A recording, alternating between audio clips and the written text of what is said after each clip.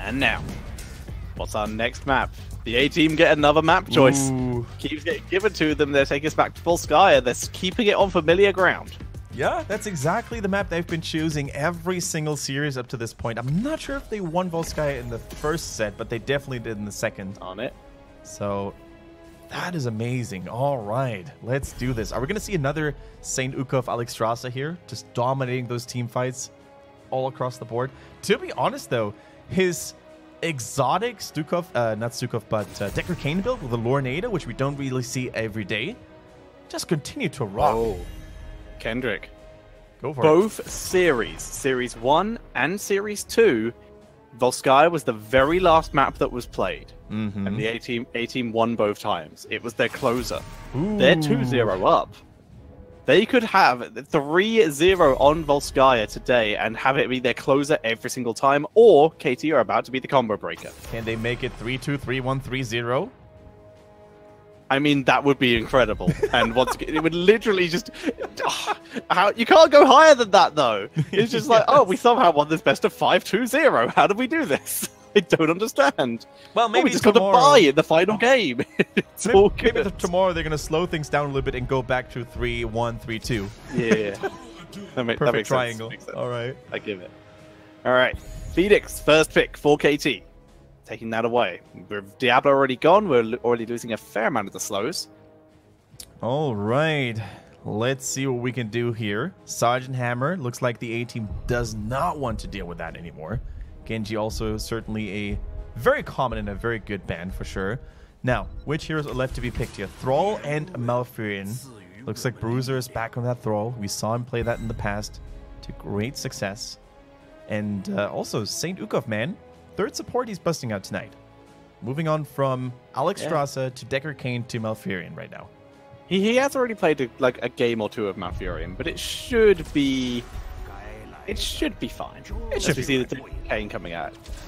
Like, I really don't think that any of the players of the A-team has shown a really great weakness up to this point. No matter who you watched, whether it was the Assassin, Backline, Olele, whether it's Bruiser, St. Ukov, man, they're all showing their A-game, that's for sure. But KT, can they stabilize right here, right now? I wasn't really sure about that Haymaker either. Like, it seemed to me like Hikari in their previous game was exceptionally squishy for Muradin. He was. The Haymaker, he did actually seem to struggle. You bring up an excellent point there. The Haymaker, I saw it used once, and it was on Greymane, which sent him like a full Haymaker's distance away from the actual fight. And then Greymane casually walked back into the fight and got a kill. Right. It was it was not ideal. Need to like hit them over a wall or something to really gain the value out of that, at least in that last game. Tyrael returns, as does Jaina. Jaina on Jaina. Of course, going back to the classic. And the problem with a Haymaker Muradin is you need to be the playmaker, the aggressor. If you have to use Haymaker from a defensive point of view, or from a defensive standpoint, then there's only so much you can do. Yes, it is an okay disengager against certain heroes, but normally it will only buy you a few seconds, and you're going to get squashed down immediately if you don't have a Dwarf Toss ready. So, it's really one of the... Zeratul Greymane. That's a lot of single target burst damage. They have Tyrael. Everyone has self-sustain. Double Icebox, assuming Jaina can get it online. Drossel Resilience, Shields from Tyrael, Sanctification, if that is what they're going for, which I think is very potentially what they're going to do here. They bring out Cassia, even more self-sustain against the double kind of auto-attack. There's still a little bit of extra ability power from Zeratul there. But the A-team, they're sticking with the pattern. They've got Olele on the Cassia, it's good. They've got Jaina on Jaina, it's good. I think the A-team might close this out. Did you just see what I saw? I think it's Timeless on the Zeratul. So Timeless takes things into his own hands here, takes matters into his own hands, and busts out one of the hardest to execute playmaking heroes when they're with their backs against the wall. That takes a lot of bravery, man. It takes a lot of bravery or a lot of silliness. You gotta... Sometimes these two are very close to one another, man. So, you gotta... Like, it could be genius. It could be tilt. Why would you take a risk in this kind of situation? Just do what you know and trust yourselves to play better. unless you are literally not trusting yourselves to play better in the roles that you've been playing all season, or at least in the last week, then I guess it makes sense for Tyler to be on the Zeratul, because he's the off laner.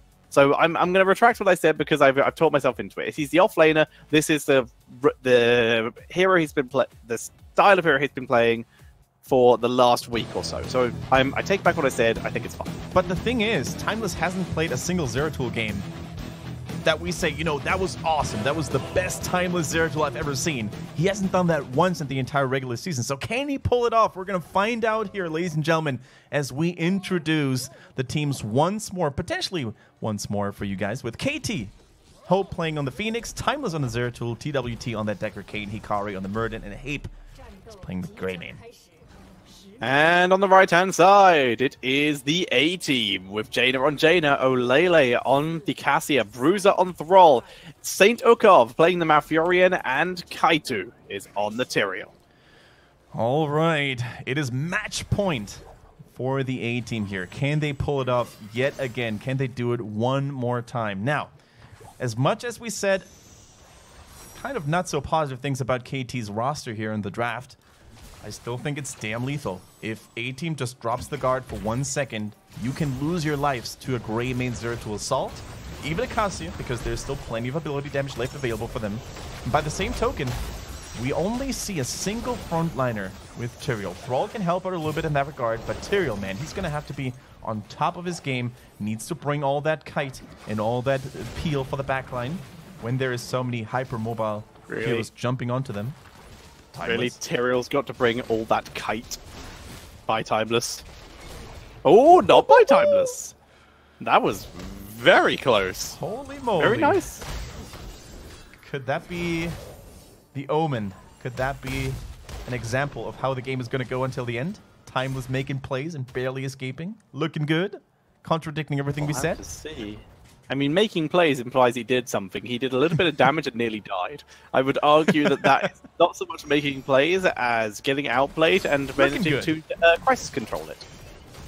Definitely look good. For now, though, we see a common phenomenon here in the Chinese region. A lot of early focus being put onto the Healing Pulse camp. Looks like KT's a little bit too late to the party, and a relatively uncontested healing upgrade goes over to the A-team, which is going to be very, very useful for that first capture point.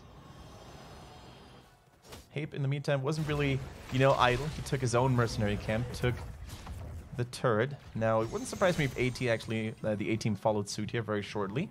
They have Cassia, they've Malfurion and the Thrall postured up already. Now then, we do have Stukov grabbing the, Saint Okov, as we have been calling it, grabbing his own team's turret. We're going to begin to use that for the objective once it does activate, which will be quite soon. We're approaching that stage of the game at this point. Yep. Tyrael, by the way, not going for the Justice for All. Just a quick update on the talent build. He went for the self-sustain, if you will. Once Tyrael's Righteousness, the shields get broken, he has a little bit of extra healing going on for himself only, though. And also, only the shields on himself will be stronger. Just a little bit. Jaina, goodbye. Lovely gank by KT, able to pick that up, but the perfect timing is not the perfect timing. Perfect timing would be at like 18 sec with like 2 seconds left on the point. So it was a good attempt. Hikari also attempting to pile on the aggression and really snowball them by moving in for an aggressive play onto the enemy mercenary camp. Not happening though, was already taken. Okay. Thatcher, that was the value of the Sapphire, right? Level 1 talent for Decker Kane. If you activate it, your next slow is going to be much more efficient. And that's actually what prevented Jaina from running away, from running out of the Scroll of Sealing. So really good timing, as you said. So now, first capture point is ready. The healing is real now for Kaitu. Trying to get sustained as much as he can. It's a little bit isolated, though. He needs to be careful. Rotational positioning is much better for Thrall than it is for the Phoenix if he wanted to join his team here. Zeratul goes very deep and dies, as Thrall was able to rotate up very nicely. Thrall could have used the conveyor belt if he wanted to rotate even quicker. Hikari is forced back. Fend is lovely, but Shield... No, Shield Potion not enough. Picking up the kill, double kill for the A-team, and their percentage now is going to begin to tick up. And they didn't even have to use a single item, Tetra. They still have their healing pulse. They still have the turret as well. A-team just dominating the early game. Well, speaking of domination, I think Jaina is going to find her master in Phoenix. And Phoenix should still have the teleport unless he used it aggressively to chase her down. Oh, lovely route. Immediate shutdown on that TP allows him to pick up the kill on Phoenix. 2 kills to 3 in favor of the A team. As they once again re-move onto the point. They did move off to go for that aggressive play. Yeah. So 65% of the channel process still in favor of KT, but there's still a man down. Doesn't seem to stop Hikari from going in aggressively though. Timeless. Oh my goody goodness. Nice potions, keeping him alive. They move forward very quickly, looking to try and make the play using that Tyrael movement speed boost onto Hape as they take him down. And it looks like the rhythm of KT has been broken. They tried to make this happen, although the fact that Phoenix was nowhere near to be found, they probably hoped on the fact that someone on the side of A team was side soaking. So maybe they thought of, you know, getting a 4 versus 4. As it is, the first protector already unlocked for the A team. How much value can they get out of it? 2 melees up in it. I like it. I really like, Tetra, that a lot of the Chinese teams today, they aren't sending the supports in that protector anymore. It used to be a common thing, right, that we were criticizing, but now they really learned the lesson, it seems. I like it. Yeah, just then they put both the frontliners in. Guess what the protector can do? Frontline! Hooray! Moving in for Hope. Hope decides to leave as soon as possible because the protector is horrible damage. As we see the nice little route onto Hape as they begin to turn around and just punch him. And nice little duel between the wolf and the robot there. If all things go correctly, though, the robot should reign supreme. So Hape is going to have to be a little careful here. Looks like the robot is still not out of ammo. Still trying to actually get a grapple here onto Hape. Takes terrible damage. The machine gun is firing all the way through. And down goes the Greymane. Boom. They don't have the route on off cooldown, otherwise they could have maybe made the play onto TWT. Protector finally expires. They weren't able to finish off top 4, but they grabbed the entire front wall, grabbed the fountain, and they're looking pretty good to head back into lane and potentially dominate the lane setup, especially in top lane, due to the lack of sustain that Phoenix is going to have. Phoenix is going to have to do so much juggling with his shield now in order to gain value. Alrighty then, so we do see Timeless here with Seeker in the Dark at level 7, so it basically takes 50% longer to explode. Can be reactivated again though for extra mobility and also gives a movement speed according to that, so... This used to be the go-to talent back when you actually had Vorpal Blade as a talent. So he's using, instead of going for Wormhole, he's using that as his engage and Q as his disengage. Interesting, because you have Vorpal Blade as a default now.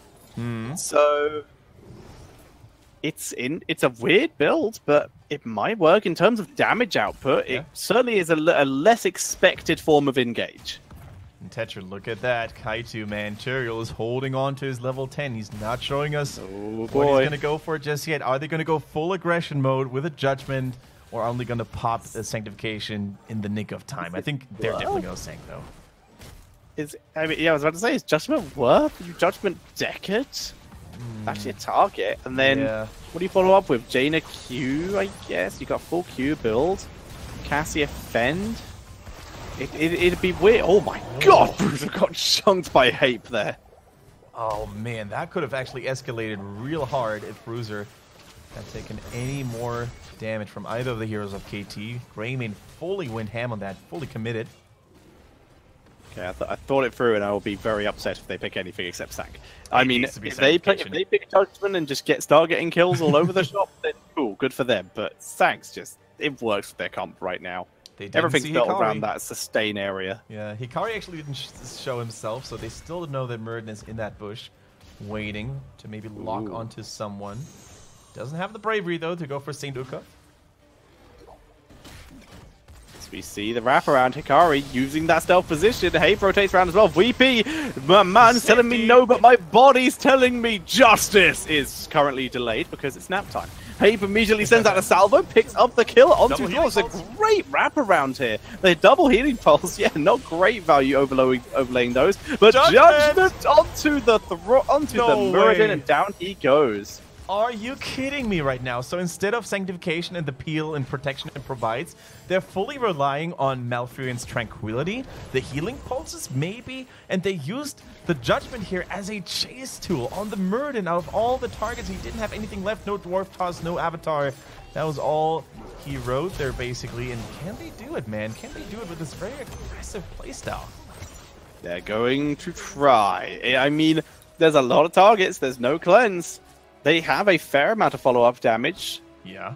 It's interesting. It's an execution style comp, and it's certainly going to annoy Timeless because he's not got Wormhole. He's going to have a little bit of a tougher time actually escaping. Yeah.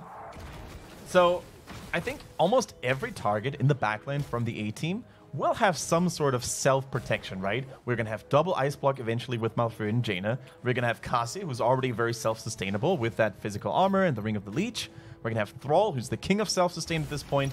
So maybe... Oh, Jaina doesn't have Ice Block yet. See you later. Cheeky 1v1. I see. Should have just sent the Water Elemental after him. But you can 1v1 me and leave. Here is round 2. Goodbye, Olele. Never mind. Good job, Olele. Wow. He's invincible. As he pulls backwards, Zeratul comes in for another round. Here's the Earthquake. Finally gets him with the cleave. Nicely done. Timeless actually died for that. So... Yeah. That's nicely done, but he got Olele, so that's who he was going for. So mission accomplished, team. As Hate takes a lot of damage, and everyone from the A team has to pull back. They don't have Jaina here. It's currently a 4v3 against them, and they go deep anyway with Kaitu. Drops low, and down he goes. Too greedy. Down he goes. Is it going to be a wave clear trade? No, it's actually going to be an empty trade. No value whatsoever. But yeah, that was a little bit over reckless, I would say, from Tyrael. True, he is self-sustainable. True, he's a little tankier than most other Tyraels with that build, right? The level 1 Self-Heal and the Stalwart Angel at level 4. But even Tyrael couldn't have sustained through all of that, and that was a little bit of an unnecessary play. They were already down Jaina, who had just died a few moments ago, and they still tried to go full reckless mode. That could actually bite them in the end, because this series is not over just yet. KT can still stabilize. There's still a team to be reckoned with. Both teams have abandoned the point. This is all about XP. KT know that even if they got the objective with the XP they are behind, they wouldn't really get that much value out of it. So the split soak attempt, it's such a risky move though. We've seen this backfire so hard in the past. But with with Judgment back, Tyrael just walks casually past Akari onto the point. He's like, yeah, what are you going to do about it? Nothing, that's what. As he takes up positioning. Oh, now Muradin on the treadmill though, couldn't just walk it back in there because of the conveyor belt. So yeah, St. Ukov needs to be careful. Took a lot of damage already. Zeratul is still nowhere to be found. He's still in the middle, so is Phoenix. Turret used early. Can they protect it a little bit? They still have Jaina with a turret as well. They were able to pick that up. Need to use it immediately. Kari goes deep. Bet you wish you had Sack, friend. Down goes Olele. Oh, wait. Yeah, Olele went down. The Judgment for the turnaround. The sleep. DWT, the turret. The turret is good. Damage output. They turn it round. DWT gets out of range of the turret. Turret turns around onto him. Down goes Mouth. Kaitu, why didn't you pick Sank? So look at all those low hit point bars. Yeah, I mean, the Judgment was very close to getting at least a little bit of value there on the Decker King, but he was too tanky. That turret, those little tickle projectiles, I don't even know what it's shooting. It wasn't enough to bring down Decker Kane. 10 armor for the win, the lower cooldown, and the potions. But I fully agree with you. With a nice sanctification, Olele stays safe there on the Cassia, and you're probably going to win the team fight. Man, it's just... I mean, KT should, in theory, be able to at least push through the tier 2 towers here. Thunderstroke's done, though, so damage output from Olele is going to be pretty mental. But it's all coming down to the amount of CC that's landing onto, like, Olele and Malfurion and all these people. And that's all down to the fact, guess what? You don't have cleanse, and you don't... Well, you do, but it's on Malfurion, which is a side issue. You don't have a proper cleanse, and sanctification isn't the extra protection you need. The shielding coming out with Tyrael didn't even go for the extra team shielding. It's all an issue. And the moment KT picks up a little bit of momentum, man, they are a very scary team to face. They have outstanding individual players. They just need to utilize the value, and I think that's currently what they're trying to do with that Protector, man. Taking down structure after structure. The bottom lane completely exposed up to this point. And I gotta give it to Timeless on that Zeratul. True, he might not go for the most standard build, but the VPs have been absolutely on point up to this. That they have. They have been very, very nice indeed. So now we are going to see the A team rotate out, rotate to the mid lane. They're just staying very much in their base. It's about to be 17 to 18. Currently 16 to 18. Kaitu dodges the Protector damage. This will guarantee them yet another fort. All 3 forts down eventually. Almost. Okay, well that one will actually survive for quite a while as Protector goes down. Yeah, eventually this fort will of course fall, maybe with a cheeky split push, or at the very latest, the next Protector, if it goes over to KT again. And speaking of the protector fights, man, A-Team, especially Kaito, needs to mind his positioning a little bit more, in my opinion. Kaito's got an entire level without picking his level 16. Finally picks it up. I believe that's the Burning Halo. That it is. Alright, stun onto Tyrael. He immediately blocks in Muradin. VP's good. Judgment on Timeless. They blow him up, but they lose Cassia in exchange. Sleep on Kaito is good. Here comes the salvo for the turnaround. They're in the Earthquake, so great damage. Jaina's down. Stukov is completely alone here. He is absolutely going to die. Ice blocks for the delay tactics, but he gets taken out too. A 3-for-1 in favor of KT. And Tetra, that is the problem of a solo Tyrael tank, right? You don't have CC to stop that onslaught. Like, once the Judgment is used, and once KT have had a good VP, there's just nothing to stop them anymore. And in this location especially, you could really see how there was a wedge driven in between the members of the A-Team. 2 members on the bottom half, 3 members on the top half. There was nothing for them to do. So unless they finally find their rhythm again, I think KT's going to walk away in those team fights with superior focus fire, superior damage as well, and this could very well become a 2-1. I mean, level 20 is about to be hit by KT in the A-Team. Malfurion's only just coming back to life. They hit level 18. They're still 2 levels away from getting to their Storm tier talents. That it is, man. It's a rough situation for the A-Team. They really need to do some catching up. They need to play it a little more passively here. Thunderstorm coming in for Thrall. That's going to be a nice power spike for him. Double Chain Lightning, of course, means that he has more damage, more self-sustain as well to fill up his Frostgrowth Resilience stacks. Maybe that's going to help him out a little bit here.